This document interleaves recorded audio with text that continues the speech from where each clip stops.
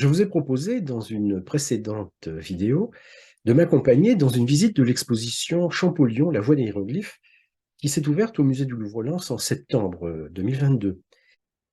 Cette exposition a remporté un très grand succès puisque les foules se sont précipitées dans les galeries du Louvre-Lens au point qu'il a fallu organiser une prolongation de l'exposition pendant quelques jours pour la fin du mois de janvier 2023. Et alors cela m'a donné l'idée de proposer une seconde visite de l'exposition, une seconde promenade au Louvre-Lens, de façon à, non pas répéter ce que j'ai dit dans la première vidéo, mais de façon à présenter autrement ou à insister sur un aspect intéressant de l'exposition qui était présenté surtout dans la dernière partie de l'exposition, c'est-à-dire ce qu'on pourrait appeler le legs de Champollion. Champollion est bien sûr ce savant français qui a percé à jour le secret des écritures anciennes de l'Égypte, en particulier le système des hiéroglyphes. Euh, il n'a pas été le seul, bien entendu. L'exposition le montrait bien. On évoquait notamment la figure de ce savant anglais Thomas Young, qui a été l'un des précurseurs de Champollion. Que reste-t-il de Champollion une fois qu'on a montré le caractère décisif des découvertes qu'il a faites en matière de déchiffrement des hiéroglyphes, tout cela étant en quelque sorte incarné par ces deux ouvrages fondamentaux que sont la grammaire de l'égyptien ancien et le vocabulaire de l'égyptien ancien. Que reste-t-il donc? Eh bien, il reste le musée Charles X, il reste l'obélisque de la place de la Concorde aussi. Et donc tout cela a été évoqué dans la dernière partie de l'exposition. Je vais résumer cela dans cette seconde vidéo. Cette dernière partie de l'exposition insistant sur trois idées, au fond, présentant et illustrant trois idées. Il y a, depuis le XVIIIe siècle au moins, il y a un intérêt porté aux objets provenant d'Égypte qui sont au fond collectionnés par des amateurs, des objets égyptiens qui sont appréciés pour leur originalité, qui sont appréciés pour leur rareté, qui figurent donc dans des cabinets de curiosité, mais des objets égyptiens que l'on ne considère pas vraiment comme des témoignages provenant de l'Antiquité ou comme des œuvres d'art. Au mieux, ils sont considérés comme des antiques, de façon générale, arrangés avec des objets romains ou des objets grecs, parmi d'autres, mais sans intérêt particulier, sans signification particulière. Et donc, ces collectionneurs, à partir du début du XIXe siècle, commencent à accorder une importance accrue et commencent à regarder ces objets égyptiens d'un œil nouveau, d'un œil différent. Il y a une sorte de réévaluation de ces objets.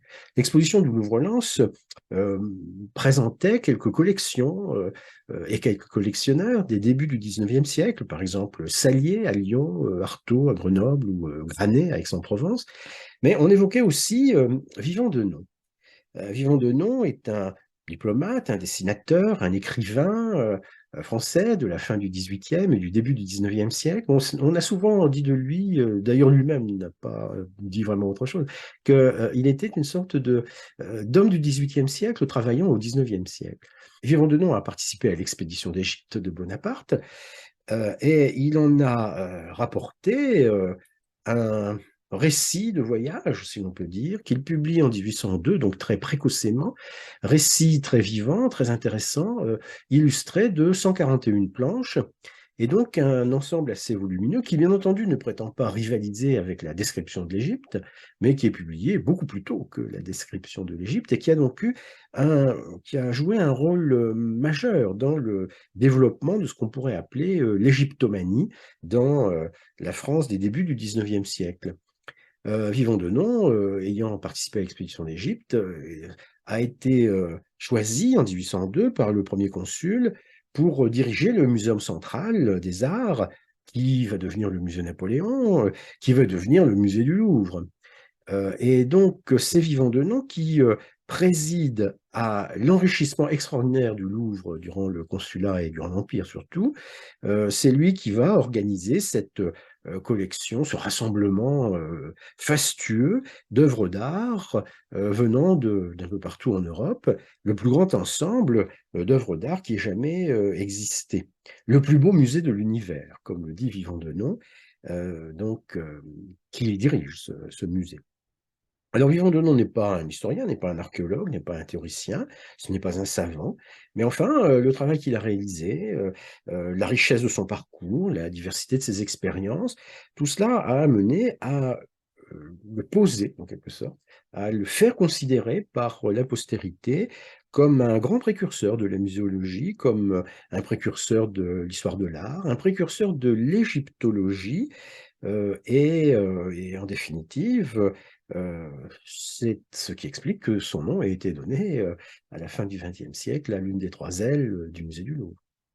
Alors, Vivant Denon donc dirige le musée napoléonien, si on peut dire, et en 1815, bien entendu, ses fonctions cessent, le musée est fermé et les œuvres, une bonne partie des œuvres, sont restituées à leurs propriétaires. Que fait Vivant Denon après 1815? Sachant qu'il lui reste quand même un bon nombre d'années à vivre, il meurt en 1825, eh bien, il va gérer sa collection. On le voit sur la gravure au milieu des objets d'art qu'il a collectionnés, au milieu des objets égyptiens qu'il a collectionnés. Et cette collection est réputée. Vivant Denon n'hésite pas à l'ouvrir à des personnes intéressées.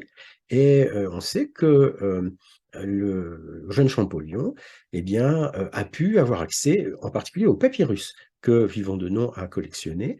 Et ces papyrus de la collection Denon ont beaucoup aidé Champollion dans les recherches qu'il avait entreprises. Il a pu ainsi progresser rapidement. Alors, il y a des collectionneurs privés, il y a des collections privées, mais il y a aussi, si on peut dire, des collections publiques. Le musée du Louvre, par exemple, accueille des objets égyptiens avant que le musée égyptien ne soit fondé et ne soit dirigé par Champollion. L'exposition évoquait la présence à Paris de la collection Borghese dans les années 1800-1810, et le dessin qu'on voit là, qui vient d'être acheté par le Louvre, évoque, si l'on peut dire, la présentation qui était donnée au début du XXe siècle de ces objets égyptiens. On voit ce que le dessinateur appelle la salle de la Melpomène.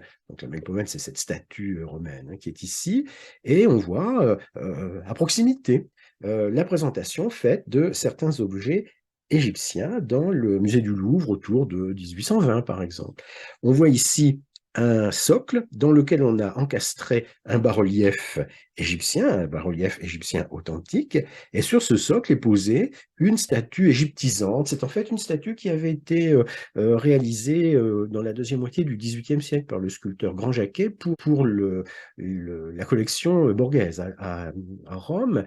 Cette statue donc est égyptisante, elle n'est pas égyptienne, elle est présentée ici et on voit comment la présentation est faite. C'est un objet, c'est une curiosité, c'est pas exactement déjà ou encore ou tout à fait un objet d'art. Et dans l'exposition de Lens, on a reconstitué cette présentation donc sur un fond de marbre coloré, une position en hauteur, la statue n'est pas très bien visible en fait, et on passe à côté sans la voir véritablement. Il y a une présence ancienne des objets égyptiens dans les collections publiques, mais pas encore de musée égyptien à proprement parler. Et les choses vont changer donc en 1822, lorsque l'on va avancer vers la réalisation du musée, donc celui qu'on a appelé dans un premier temps le musée Charles X. 1822 marque un tournant décisif. C'est l'année où Champollion, si on peut dire, déchiffre les hiéroglyphes, c'est l'année donc de la lecture de la lettre à Monsieur Dacier, comme on le voit dans l'autre vidéo, dans la première vidéo. C'est l'année aussi où la Vénus de Milo finit par être donnée aux collections nationales par Louis XVIII. C'est l'année aussi où le zodiaque de Dendera, dont j'ai parlé dans l'autre vidéo, entre dans les collections nationales. Alors la Vénus de Milo au musée du Louvre, le zodiaque de Dendera à la Bibliothèque nationale, il finira par arriver au Louvre en 1916. Et donc une médaille est frappée en 1822 pour marquer l'événement, pour marquer ce double événement de l'arrivée de la Vénus de Milo et du zodiaque de Dendera, les deux objets étant mis en parallèle. Et d'ailleurs, la légende de la médaille le précise. On voit bien que cette légende est donc disposée sur le pourtour de la médaille et sous le socle ici de la Vénus de Milo, et elle nous dit « Monument apporté d'Égypte et de Grèce aux frais du roi pour l'utilité des beaux-arts en 1822 ». On a donc reconstitué, dans l'exposition du Louvre-Lens, on a reconstitué le décor de cette médaille en montrant la Vénus de Milo et le zodiaque de Dendera, bon, des moulages évidemment de ses œuvres, surtout pour la Vénus de Milo. Et en tout cas, on cherchait à montrer donc l'impact, la signification de cette date de 1822. La Vénus de Milo, c'est une statue grecque.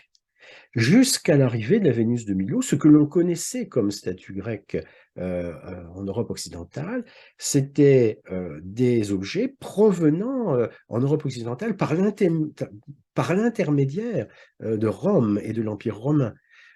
Soit des objets grecs ayant séjourné à Rome, exceptionnellement, soit des statues grecques ayant été traduites, imitées, copiées, dans l'esthétique romaine, typiquement des bronzes grecs convertis en marbre romain. Là, pour la première fois, il y a une statue grecque authentique, certes hellénistique, mais authentique quand même, et venant directement de Grèce, sans le filtre, on pourrait dire, de Rome. Et comme on le voit, cette Vénus de Milo est mise sur le même plan que l'objet égyptien, qui est le zodiaque de Dendera. Cela peut être interprété comme une réévaluation de l'objet égyptien, qui se trouve ainsi mis sur un pied d'égalité avec l'œuvre grecque. Œuvre grecque et œuvre égyptienne sont ainsi célébrées par la médaille frappée, donc à l'époque de Louis XVIII en 1822, et dont le musée du Louvre-Lens avait reconstitué le décor. Donc, si l'on arrive à établir un musée égyptien au Louvre, c'est parce qu'il y a eu préalablement un changement du regard que l'on porte sur les objets égyptiens. Ce changement du regard, eh bien, il peut être symbolisé par ces choix qui sont faits en 1822. Donc, ce changement du regard mène donc à la création d'un département égyptien dans le musée du Louvre, comme nous disons aujourd'hui, ou d'un musée égyptien, comme on dit à l'époque. La décision est prise, il est patronné, est accepté par le roi Charles X, que l'on voit à gauche sur la photo, dans un buste qui est réalisé au moment de son avènement, enfin quelques mois après son avènement. Charles X, qui est le dernier roi sacré en France, qui, pour les historiens, ne paraît pas comme, je dirais, un fleuron de la modernité du tout, enfin qui se trouve être le signataire du décret de création du musée Charles X, comme on dit à l'époque, dont Champollion est nommé directeur. On voit ici un buste de Champollion qui date de 1850, qui a été commandé pour orner le musée historique du château de Versailles, aux gloires de la France. C'est un Champollion qui n'est pas très ressemblant, c'est un Champollion qui est vêtu en habit d'académicien, parce que Champollion a fini in extremis par être élu à l'Institut, à l'Académie d'inscription, donc en 1831, peu avant d'obtenir un cours au Collège de France qui commence à l'automne de 1831 avant de mourir en février 1832. Et Champollion arbore deux décorations. L'une, c'est la Légion d'honneur qu'il a obtenue en 1825 par l'intermédiaire, si on peut dire, du pape Léon XII. Et l'autre est la croix du mérite de Saint-Joseph, qui est la décoration principale du Grand-Duché de Toscane, ce qui rappelle l'expédition franco-toscane dont nous avons parlé dans l'autre vidéo. Et le sculpteur a cru bien faire en prenant dans la grammaire égyptienne de Champollion quelques hiéroglyphes qu'il a reproduits sur le socle de la statue, mais ce sont des hiéroglyphes authentiques, bien sûr, mais qui ont été choisis pour leur côté esthétique et pas du tout pour leur signification. En fait, l'inscription sur le socle ne signifie rien, c'est simplement quelques dessins qui ont été ajoutés par le sculpteur. Les deux bustes étaient présentés dans la galerie du musée du Louvre-Lens, à côté d'une toile du baron Gros, donc Antoine-Jean Gros, l'un des grands peintres du début du XIXe siècle, qui, à la fin de sa vie, il meurt à la fin des années 1820, a réalisé cette toile pour orner l'une des salles qui avait composé le musée égyptien. Ce musée égyptien, c'est en fait ce musée Charles X, donc c'est le nom qui est donné à une enfilade de 4 pièces dans l'une des ailes de la cour carrée du musée du Louvre, une enfilade de 4 pièces dans lequel on va donc établir ce musée Charles X, ce musée égyptien, dont Champollion est nommé directeur. Et Champollion va organiser la collection, mais il n'a pas du tout la haute main sur le décor des pièces. Il n'a pas la haute main sur le décor des plafonds. Il n'a pas la haute main sur l'architecture des pièces. Il n'a pas la haute main sur le mobilier qui est disposé dans ces pièces, les vitrines qui vont accueillir les œuvres. Tout juste a-t-il la haute main sur le décor des murs, et encore. Mais enfin, il est libre, évidemment, d'organiser la collection comme il l'entend. Et donc, le problème qui se pose à Champollion, c'est de présenter des objets qui sont non seulement des objets égyptiens, des œuvres d'art pour certains, et aussi des témoignages illustrant la civilisation de l'Égypte pharaonique. Et donc, comment faire pour une civilisation quand même un peu lointaine et pour une civilisation qui a duré plusieurs milliers d'années, si on dit les choses clairement. Donc, l'idée lui vient qu'il faut absolument une présentation des grandes caractéristiques de la civilisation égyptienne, on pourrait dire une présentation thématique, et d'autre part, quelque chose qui fasse apparaître une forme d'évolution, une forme de déroulement chronologique. Donc, l'idée lui vient d'organiser le musée Charles X en deux strates, en quelque sorte, une strate thématique et une strate chronologique. Et si on regarde bien, c'est encore aujourd'hui la structure du département des antiquités égyptiennes au musée du Louvre. Donc, ce qui reste de Champollion, eh bien, c'est l'embryon du département des antiquités égyptiennes du musée du Louvre, tout ce qui est représenté sur cette toile de Gros, donc le roi donnant aux arts le musée Charles X. Les arts qui se pressent donc sur la partie gauche de l'image, le roi qui trône au centre. Alors bizarrement, le roi Charles X est drapé dans son manteau de couronnement, il porte le sceptre, et ils portent la couronne. Les rois de France ne portaient jamais de couronne, sauf le jour de leur sacre et éventuellement le jour de leur mariage. Et donc, c'est ce Charles X tout caparaçonné de régalia, si l'on ose dire, qui indique donc la direction du musée Charles X, qui est représenté ici comme une sorte de portique grec, ce qui ne correspond pas du tout au bâtiment du Palais du Louvre, ou alors on y verrait éventuellement une allusion à la colonnade, mais enfin c'est vraiment très très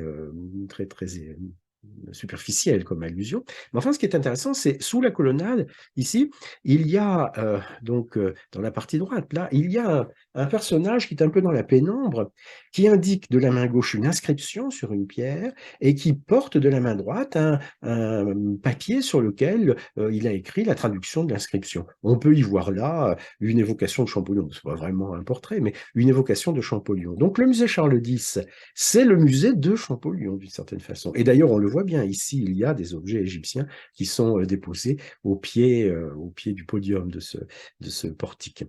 Donc, cette toile de Gros n'est pas tout à fait terminée. Elle était installée sur le plafond de l'une des salles du musée Charles X à partir de 1827. Et bien entendu, en 1830, au moment de la Révolution de Juillet, montrer un roi Charles X couronné dans cette salle, ça a été jugé impossible. Donc, on a retiré la toile, on l'a roulée et on l'a oubliée.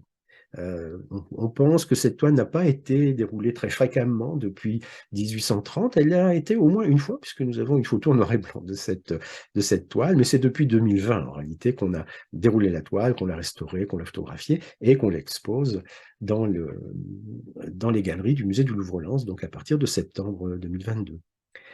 Champollion, par conséquent, nous a laissé le musée Charles X, puis ensuite le département égyptien du musée du Louvre. Et dans le Guy Johan de 1863, on voit donc une gravure montrant ce à quoi pouvait ressembler ce département égyptien. Champollion n'a pas dessiné les vitrines, il n'a pas dessiné l'architecture des pièces, il a dessiné un peu la décoration des murs et surtout il a choisi les objets et la manière de les montrer. Alors, ce qui reste de Champollion, c'est aussi l'obélisque de la place de la Concorde. Des obélisques, il y en a en Europe occidentale depuis l'Antiquité.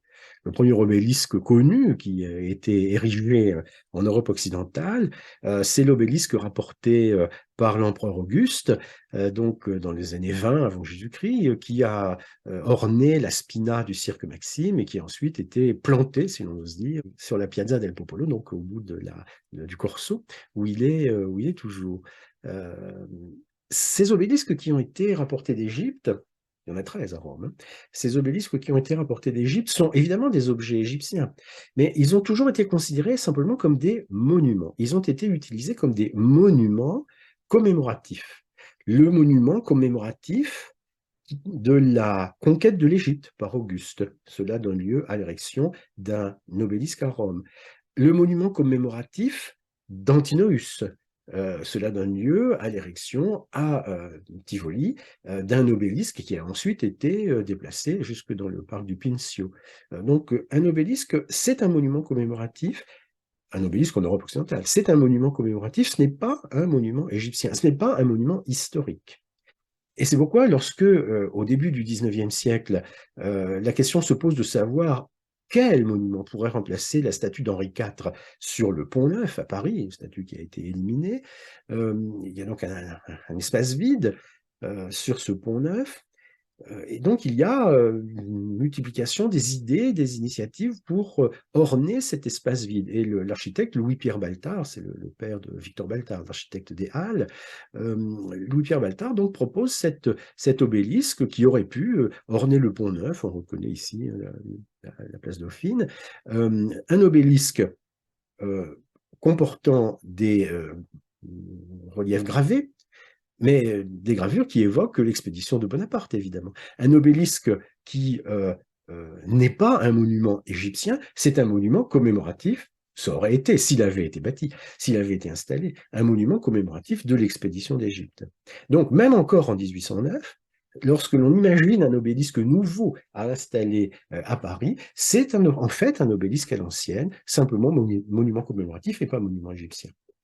Et donc, il faut attendre, évidemment, un peu pour qu'il y ait des initiatives différentes. Vivant de Nom a eu l'idée, peut-être enfin, Vivant de Nom a eu l'idée de transporter à Paris un obélisque qui aurait pu éventuellement être considéré comme un monument égyptien, un obélisque d'Alexandrie. On y a pensé dans les premières années 1800, à la fois à Paris et en Égypte, et le gouvernement de Mehemet Ali n'est pas hostile à cette idée.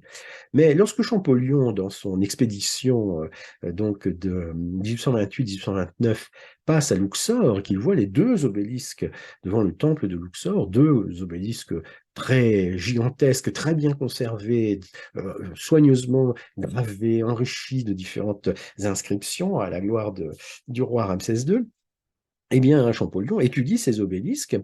Voilà une planche de la description de l'Égypte qui comporte des annotations de la main de Champollion.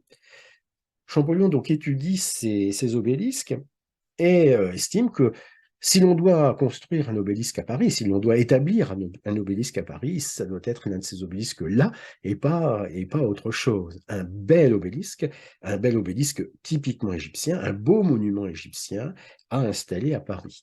Et il fait pression sur diverses autorités pour qu'il y ait substitution dans le projet de translation d'un obélisque à Paris, substitution de l'obélisque de Luxor à l'obélisque d'Alexandrie.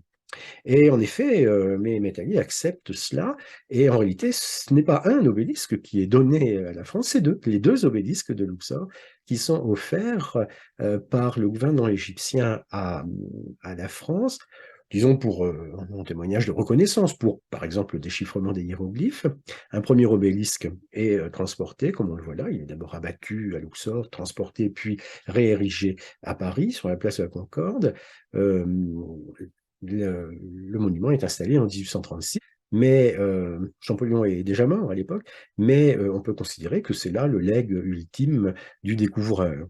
Je précise que ce qui a été offert à la France, ce sont les deux obélisques de Luxor. Un premier est prélevé, le second ne l'est pas, et après que le temps a passé, après que les esprits peut-être ont changé, à la fin du XXe siècle, il est devenu évident que les Français ne prendraient pas le second obélisque. C'est ce qu'a reconnu dans les années 80, à la fin des années 80, le président Mitterrand. Et donc la France a abandonné cette offre qui avait été faite longtemps auparavant, 150 ans auparavant, par le gouvernement égyptien. Et donc, il y a un obélisque à Paris et le second est resté à Luxor. Néanmoins, on peut penser, quand on considère le panorama de la place de la Concorde, que l'obélisque de Paris est donc non seulement le plus ancien monument de Paris et de très loin, mais que c'est un monument égyptien qui a été installé là en tant que monument égyptien, et pas pour commémorer tel ou tel fait d'art, mais en tant que monument égyptien pour commémorer quelque chose en rapport avec l'Égypte, et que c'est le legs final, si l'on peut dire, de Champollion, à qui, pour le deuxième centenaire du déchiffrement des hiéroglyphes, le musée du Louvre-Lens avait rendu un hommage tout à fait mérité. Un bel hommage et une belle exposition, un franc succès, donc au fond, tout est satisfaisant.